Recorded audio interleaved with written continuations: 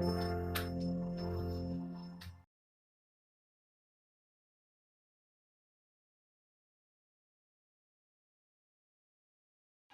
My creative and amazing learners and I hope so आप सभी बहुत अच्छे होंगे। आई विश कि आपकी स्टडी भी बहुत अच्छी चल रही होंगी। So happy new year everyone. आज बहुत स्पेशल डे है। सो आज स्पेशल डे के थ्रू मैं आपके साथ 80 क्वेश्चन शेयर कर रही हूँ। इन 80 क्वेश्चंस में आप ज़रूर बताएं आपके कितने क्वेश्चंस करेक्ट हो रहे हैं।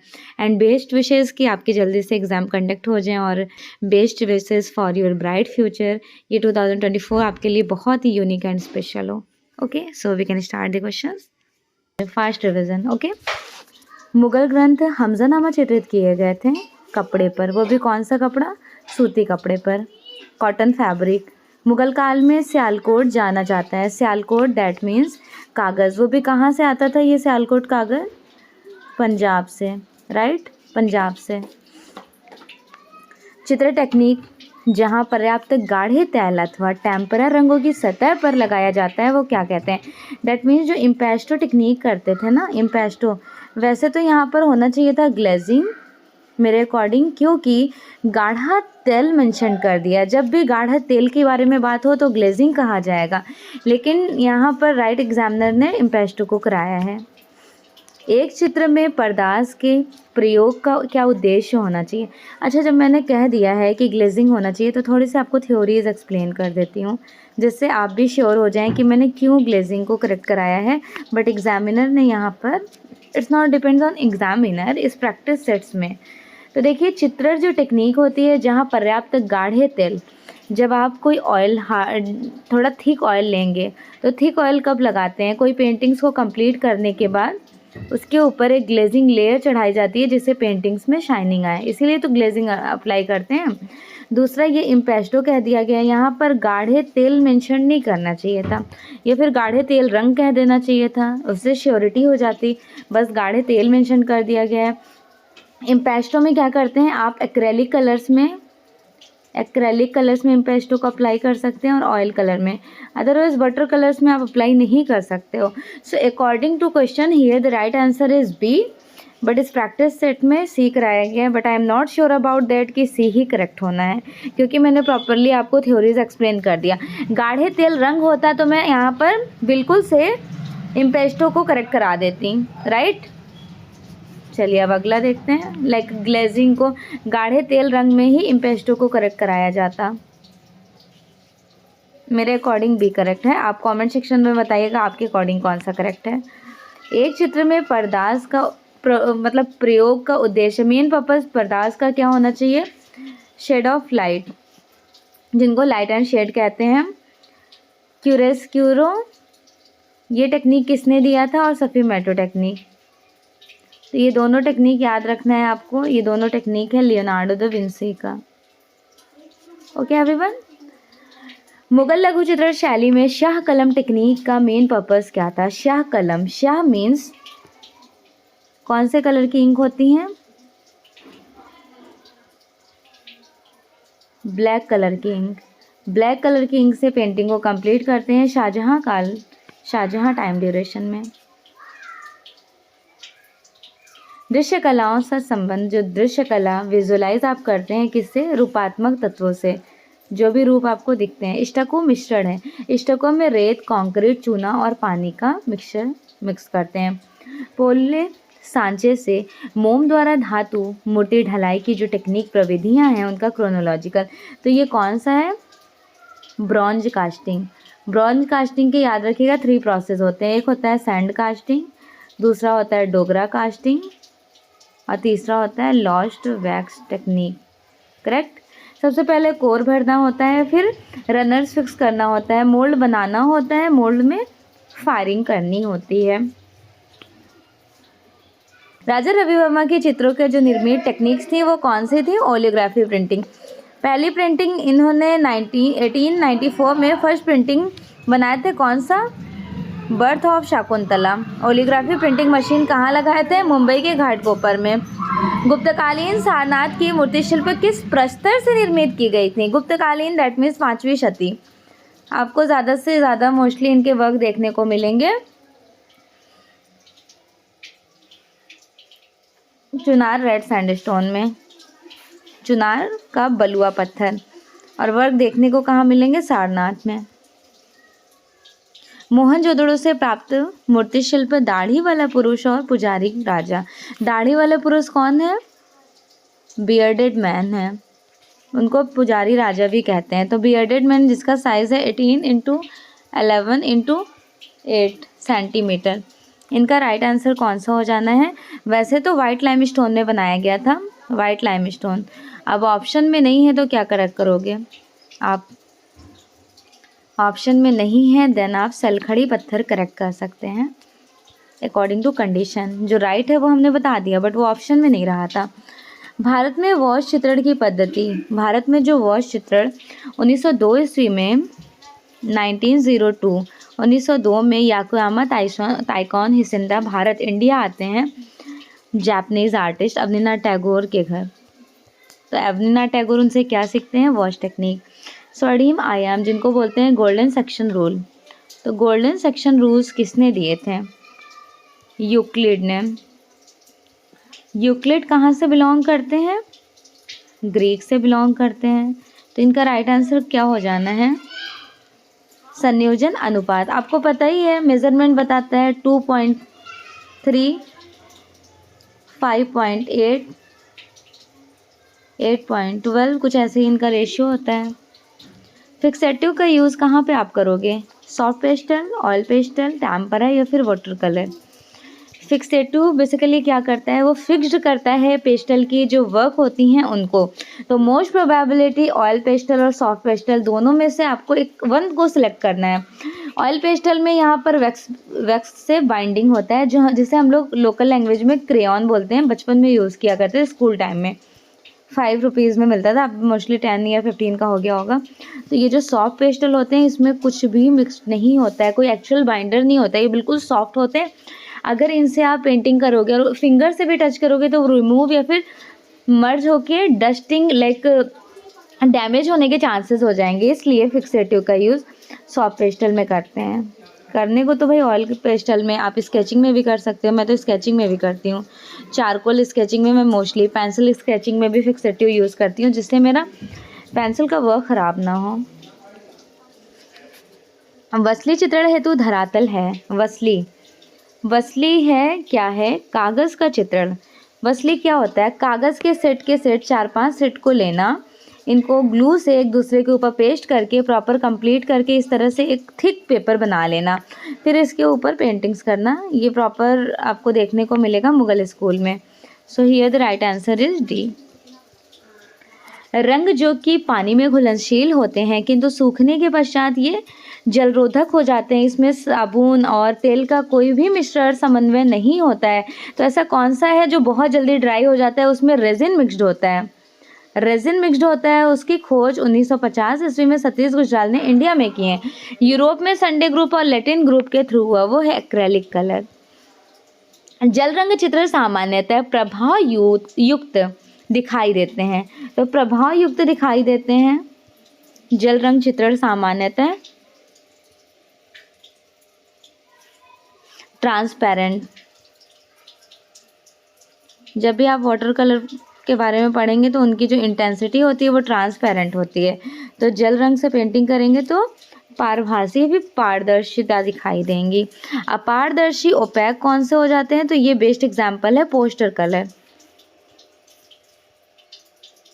सांची स्तूप की दीवार के पैनल्स अलंकृत किए गए थे, थोड़ी उभरी हुई नक्काशी, थोड़ा 3 डायमेंशनल में, राइट। सांची जिसकी खोज 1818 में रायसेन जिला सर रॉयलेट ने किया। एक खनिज लैपिस लूजी मूल्यवान पत्थर किस लिए काम आता है? Blue is the best. Lapis lazuli जिनको बदख्शा की पहाड़ी अफगानिस्तान से इंडिया आयातित होता था। प्रस्तर के मूर्ति शिल्पों पर चमकदार पॉलिश की जो टेक्निक होती है उनको क्या कहते हैं? प्रस्तर की पॉलिश जो techniques. Maurya time duration 300 BC, जिनको कहा जाता है ओबदार पॉलिश चढ़ाना। तो ओबदार पॉलिश की जो स्टार्टिंग देखने को आपको मिलेगी मौर्य काल में। मौर्यकालीन मूर्ति शिल्प दीदारगंज चावड़ धारड़ी यक्षी कहाँ पर संग्रहित है? पटना संग्रहालय बिहार में। मौर्य काल की हैं। इनके राइट हैंड में चावल लिए हुए हैं।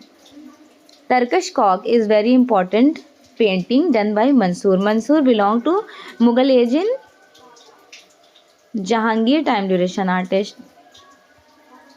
निम्नलिखित ग्रंथ लघु चित्रण शैली में चित्रण हुआ था। तो आपको पहचानना है यहाँ पे कौन कौन से करेक्ट हो जाने हैं। लघु चित्रण, तो लघु चित्रण आप कौन कौन सा देख के पहचान सकते हैं। एक तो देखिए बसंत विलास बालचंद्र सूरीवाला, ये लघु चित्रण है।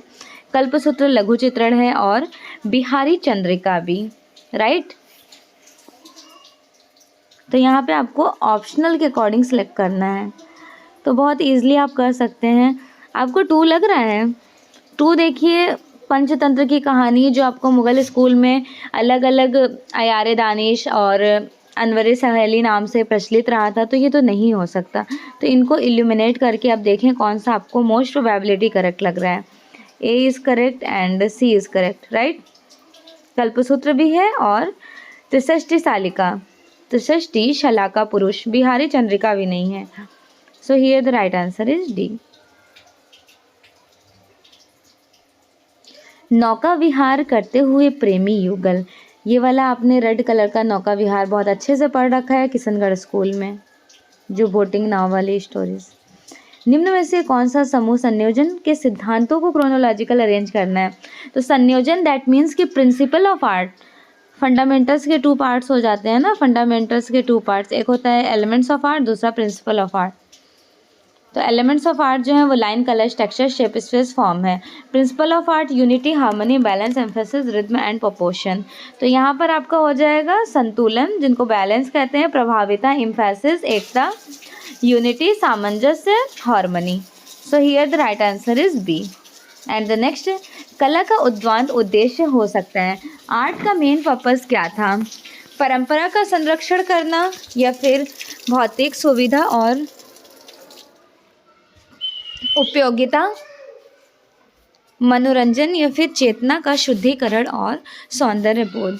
ऑफ कोर्स कला का मेन पर्पस होगा चेतना का शुद्धिकरण और सौंदर्य बोध, राइट।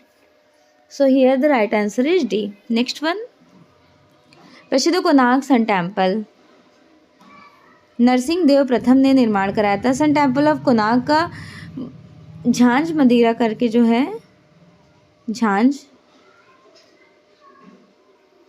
मंजीरा, वो याद रखिएगा, इम्पॉर्टेंट है। झांझ मंजीरा यहाँ की बड़ी फेमस है। कांगड़ा शैली का संरक्षण सिलेक्ट करना है। कांगड़ा शैली का संरक्षण, कांगड़ा शैली जिसको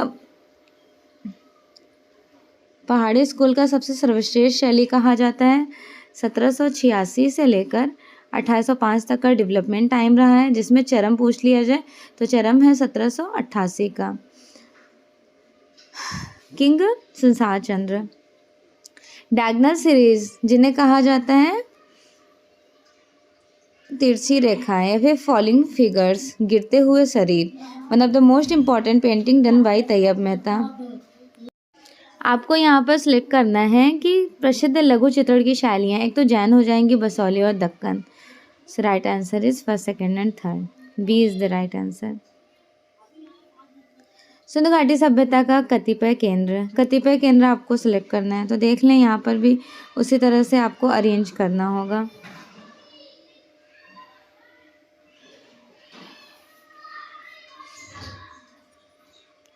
सबसे पहले हो जाएगा एक तो धौलावीरा, फिर Sutkotada, and the next one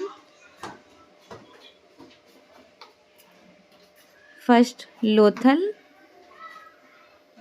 सुतकोटदा, Dholavira and रोपड़।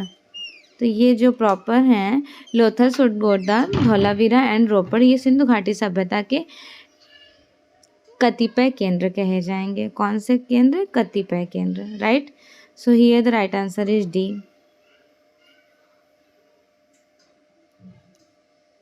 ढोला मारू का मेन सब्जेक्ट, ढोला मारू जिसे चित्रित किया गया था 1592 में, कहाँ पर?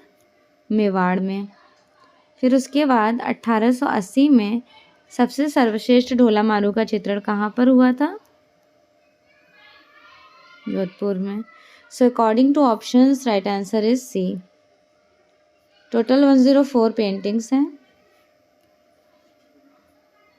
आधुनिक भारतीय मूर्तिकला के पिता के रूप में कौन सबसे ज़्यादा father of modern sculpture artist Ram Kinkar Baij. मिट्टी के निर्मित प्रागैतिहासिक मातृ देवी के शिल्प मुख्यतः कहाँ से मिले थे। मातृ देवी जिनको मदर गॉडेस कहते हैं, मोहनजोदड़ो से, जिसका साइज है 22x8x5 सेंटीमीटर में ये साइज कहा जाएगा। अशोक स्तंभ के शिखर मूर्ति शिल्प। अशोक स्तंभ में 4 लॉयन को उकड़ू पीठ सटाए बैठे हुए दिखाए गए। एक चट्टान के पत्थर में निर्मित पंचरथ, महाबलीपुरम में आपको पंचरथ का अवशेष देखने को मिलेगा। भारतीय शास्त्रीय कलाएं मुख्यतः किस अवधारणा से संबंधित हैं। रस से संबंधित कही जाएंगी। और रस होते कितने हैं? 9। भरत मुनि ने 8 रसों का जिक्र नाट्यशास्त्र में किया है। 9 रस को खोज जो किए थे वो अभिनव गुप्त ने, उसका जिक्र मिलता है विष्णु धर्मोत्तर पुराण में। ये कुछ भारतीय मूर्तिकला की कुछ शैलियाँ हैं, उनको सिलेक्ट करना है।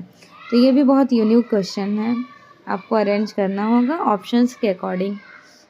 इस तरह के एग्ज़ाम यूजीसी नेट में पूछे जाते हैं, लेकिन ये हरियाणा, राजस्थान में, जो राजस्थान की गवर्नमेंट जॉब का एग्ज़ाम हुआ है वहाँ पे इस तरह के क्वेश्चंस पुटअप किए गए हैं। चलिए फिर अरेंज करते हैं।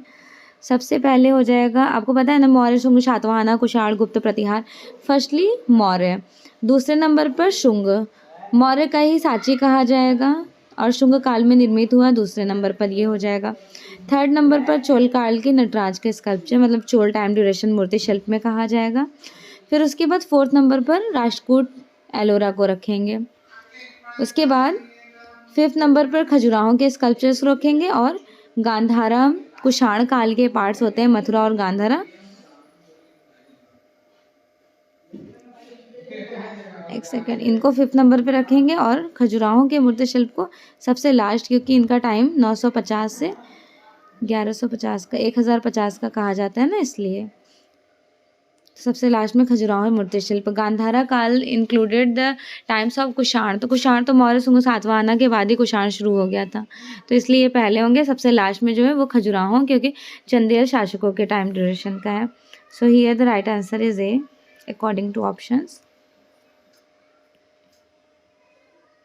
ये कतिपय प्रसिद्ध मंदिर हैं। कतिपय प्रसिद्ध मंदिर, आपको फेमस टेम्पल्स को सिलेक्ट करना है। Just not only included the one, आप ऑप्शंस देख सकते हैं, ऑप्शंस के अकॉर्डिंग जजमेंट कीजिए। चलिए फिर अरेंज करते हैं। वराह मंदिर, विश्वनाथ मंदिर, देन कंदरिया महादेव मंदिर एंड चतुर्भुज मंदिर। ये सारे जो टेम्पल्स है कतिपय क्रोनोलॉजिकल टेम्पल्स कहे जाएंगे। प्रसिद्ध चित्र शिव का विस्पान, one of the most important event, आपने काफ़ी बार इनको अटेंड किया है, नंदलाल बसु का है शिव का विस्पान। चित्रकार जो कि एक म्यूरल निर्माता, म्यूरलिस्ट हैं और प्रिंट मेकर, स्थापत्यकार, कौन कहे जाएंगे? सतीश गुजराल। एक यथार्थवादी चित्र में हमें निम्न तत्व नहीं मिलते हैं। एक यथार्थवादी चित्र में हमें निम्न तत्व नहीं मिलते हैं, तो कौन से तत्व आपको यथार्थवादी चित्र में नहीं मिलेंगे? वेरी गुड, एग्जैक्टली, इमेजिनेशन और सिंबॉलिज्म फॉर्म को नहीं देखने को मिलेगा। प्रतीकात्मक और काल्पनिक। दक्कनी शैली मूलतः प्रारंभ होती हैं। दक्षिणी शैली इज इंक्लूडेड बहमनी सल्तनत के टाइम ड्यूरेशन में। शहाबुद्दीन नामक चित्रकार किस शैली से बिलोंग करते हैं? तो हमने आपको पढ़ाया था शहाबुद्दीन, निसारुद्दीन, मनोहर, भिकम, नानाराम, जगन्नाथ। ये सारे जो कलाकार हैं वो किस शैली के थे? मेवाड़ स्कूल। मेवाड़ स्कूल राजस्थानी का पार्ट है। राजस्थानी के 4 शैलियाँ थी, मेवाड़, मारवाड़, हड़ौती, ढूंढार। फिर उनके और भी उपशैलियाँ हैं, उनके बारे में जितना भी हमने आपको एक्सप्लेन किया सबको अच्छे से याद कर लिएगा। मुगल शैली का सचित्र ग्रंथ रज़्मनामा किसका अनुवाद है? Razmnama is a transform of Mahabharata. आपको पता है महाभारत के रचयिता हैं वेद व्यास, राइट? वेद व्यास। और अगर आपसे पूछ लिया जाए रज़्मनामा, तो रज़्मनामा अब्दुल कादिर बदायूनी, अब्दुल कादिर बदायूनी कब से कब तक में चित्रित हुआ? 1582 से 87 तक में 169 समथिंग पेंटिंग्स। टोटल आर्टिस्ट कितने थे? 50 कलाकार, जिनमें से सबसे बड़ा रोल रहा था दसावंत का। दसावंत 24 पेंटिंग्स कंप्लीट करते हैं। 21 पेंटिंग्स में सिग्नेचर मिलता है। इसी टाइम ड्यूरेशन में वो पागल हो जाते हैं, फिर सुसाइड कर लेते हैं। अगला, बैगनी वर्ण किसका पूरक है? तो बैगनी का अपोजिट पीला है, नीले का कहते हैं ना नारंगी, बैगनी का पीला, नीले का नारंगी, और लाल का कौन सा है? तो लाल का हरा है। तीनों याद रखिएगा। भारतीय पुनरुत्थान कला का प्रतिनिधि कलाकार, पुनरुत्थान एज लाइक रिनेसेंस आर्टिस्ट, अवनीनाथ टैगोर कहे जाएंगे। राम किंकर बैज द्वारा निर्मित प्रसिद्ध मूर्ति शिल्प सांथाल फैमिली, सांथाल फैमिली राम किंकर बैज की कहाँ पर एग्जिबिट है? कला भवन कैंपस शांति निकेतन। कब इन्होंने बनाया था? 1938 में। सीमेंट और कंक्रीट में बनाया गया था। भारतीय राष्ट्रीय ध्वज के वर्तमान स्वरूप को संविधान सभा द्वारा किस टाइम ड्यूरेशन में स्वीकार किया गया था? आपको पता है ये वाला क्वेश्चन एज लाइक सेम पूछा गया है जो अभी एच टेट के एग्ज़ाम आप लोग देकर आए हो, हरियाणा टेट वाला एग्ज़ाम, सेम क्वेश्चन रिपीटेड हुए हैं। ओके, चलिए नेक्स्ट क्वेश्चन देखते हैं। दुबले पतले पशु, ये भी हमने आपको ऑलरेडी पढ़ाया था। कब पढ़ाई थी मैं? जब मैं आपको पहाड़ी स्कूल पढ़ा रही थी। पहाड़ी शैली का सबसे प्राचीन शैली बसौली, इसमें दुबले पतले पशु को दिखाया गया। और हष्ट पुष्ट अगर आपसे पूछ लिया जाए तो सबसे सर्वश्रेष्ठ पहाड़ी स्कूल का जो शैली था, क्या नाम था उसका? कांगड़ा। कांगड़ा में एनिमल्स को हष्ट पुष्ट तंदुरुस्त दिखाया गया, और यहाँ पर दुबले पतले कमज़ोर। एक फेमस स्कल्पचर है वराह अवतार, तो वराह अवतार कहाँ पर बनाया गया था? उदयगिरी की गुफा। दो है, एक उदयगिरी की गुफा है, दूसरा उदयगिरी और खंडगिरी की गुफा। तो दोनों का आपको याद रखना है, कंफ्यूज नहीं होइएगा। उदयगिरी व खंडगिरी की गुफा। देखिए, उदयगिरी और खंडगिरी की जो गुफा है ये जैन धर्म से संबंधित है। कहाँ पर है? भुवनेश्वर में है। तो यहाँ पर फेमस स्कल्पचर रहा था जैन मूर्ति शिल्प। और उदयगिरी की गुफा में वराह की मूर्ति मिली, ये हिंदू मैथोडोलॉजी से संबंधित है। और ये किस काल की कही जाएंगी? तो गुप्त काल की कही जाएंगी, राइट। उदयगिरी वाली ओनली। ताम्र धातु के सुल्तानगंज से प्राप्त खड़ी हुई बुद्ध की जो मिली हुई है स्टैचू, वो प्रेजेंटली कहाँ है? तो बर्मिंघम संग्रहालय में एग्जिबिट है। Murakka is also called eight album. जिस तरह से हमारे घर पे शादी वादी वाला जो एल्बम नहीं होता है, पेरेंट्स लोगों का फ़ोटोज़ होता है हम लोगों के बचपन का, तो उसी एल्बम सेट का सेट तैयार करना उनको मुग़ल स्कूल में मुरक्का कहा जाता था। निम्न में से कौन प्रोग्रेसिव आर्टिस्ट ग्रुप पीएचजी का एक संस्थापक है? पैक ग्रुप का। Pack group establishment time 1947-48 something. Founder तो यहाँ पे मेंशन नहीं किए गए हैं, बट हाँ ये सदस्य रहे थे एमएफ हुसैन। फाउंडर भी याद रखिएगा कौन है? Francis Newton Souza, right. Francis Newton Souza, he was the founder. Next, Gandhara शैली प्रसिद्ध है। Why Gandhara is a very popular? For Buddha's statue. Buddha की जो फुल फिगर्स बनानी शुरू हुई हैं सबसे ज़्यादा गांधारा में, और पहली बनी है मथुरा में। Mathura and Gandhara the both part of Kushan काल।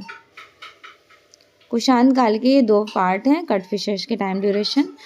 प्रसिद्ध चित्रकार रुकनुद्दीन, सहाबुद्दीन, बहाउद्दीन, जो दो दीन वाले कलाकार हैं ये आपको बीकानेर शैली में देखने को मिल जाएंगे। बीकानेर शैली is the part of Mughal Rajasthani school, Rajasthani का पार्ट है। टेक्सचर क्या होता है? टेक्सचर जो होता है वो सतह के गुण, क्वालिटी ऑफ सरफेस के बारे में बताता है। ये वाले क्वेश्चंस आपके जो मैंने एच टेट वाला हरियाणा का सॉल्व कराया ना क्वेश्चन पेपर, एच टेट के एग्ज़ाम में पूछा गया था। सेवक राम और गुलाम अली खान किस शैली के प्रसिद्ध कलाकार थे? सेवक राम एंड गुलाम अली खान। सेवक राम तो आपको पता है कंपनी स्कूल, बस आपको लगा देना है। गुलाम अली खान सेकेंडरी आपको याद कर लेना है, ठीक है। द्विआयामी रूप में सदैव अनुपस्थित होगा। 2 डायमेंशनल सरफेस में आप लाइट एंड शेड की हेल्प से प्रॉपर पेंटिंग्स को 3 डायमेंशनल में कन्वर्ट कर सकते हैं। सो here the right answer is D. प्रसिद्ध मूर्ति मारविजय। मारविजय के स्कल्पचर या फिर महापरिनिर्वाण का स्कल्पचर पूछ लिया जाए, केव नंबर 26 में है। गुफा नंबर 1 और गुफा नंबर 17 में मारविजय की पेंटिंग्स अवेलेबल हैं। मूर्ति शिल्प रावण द्वारा कैलाश पर्वत को उठाना या फिर हिलाना। Ravana shaking mount Kailash, one of the most important sculpture in included Ellora cave number 16। Kailash Nath temple में आपको देखने को मिलेगा ये मूर्ति। एक चित्र में टोन का क्या एक बहुत बड़ा रोल होता है। Tone is the form of light, middle and dark. Suppose करें हमने कोई ऑब्जेक्ट ड्रॉ किया, अब इस ऑब्जेक्ट में पहले मैंने एक शेड दे दिया, फिर उसके बाद हैचिंग की मदद से दूसरी शेड दे दी, फिर यहाँ पे बिल्कुल डेप्थ दिखा दी। तो इसमें आपको ऑटोमेटिकली से 3 शेड्स दिख रहे हैं। रंगत के हल्केपन और गहरेपन को क्या कहते हैं? तान कहते हैं। कलर्स के लाइट एंड डार्क इफेक्ट को शेडिंग में प्रॉपरली फॉलो किया जाता है ना। जब बीएफए फर्स्ट ईयर का आप एग्जाम्स देने जा रहे होते हैं तो कहा जाता है कि शेडिंग्स में आपको क्या ध्यान रखना है, 3 टोन्स इज़ कंपलसरी। अगर ये 3 टोन्स नहीं दिखते हैं तो मार्क्स स्टूडेंट के कट होने के चांसेस हो जाते हैं, ये भी सिलेक्शन से दूर हो जाते हैं वो स्टूडेंट जिनको इनका नॉलेज नहीं होता है। राजस्थान में सिंधु घाटी सभ्यता का एक केंद्र है। Rajasthan in the included Kalibangan, Hanumangarh Rajasthan में। Mill call one of the most important articles done by Ram Kinkar Baij. Mill call प्रसिद्ध चित्र रावण और जटायु के चित्रकार कौन कहे जाएंगे? Ravana and Jatayu done by Raja Ravi Varma. निम्न में से कौन सा उपमान किशनगढ़ शैली की प्रमुख विशेषता? कैरेक्टरिस्टिक ऑफ किशनगढ़ स्कूल, खंजनाकार आंखें। जो बेस्ट एग्जाम्पल आप बनी ठनी में देख सकते हैं, कुछ इस तरह की आंखें हैं।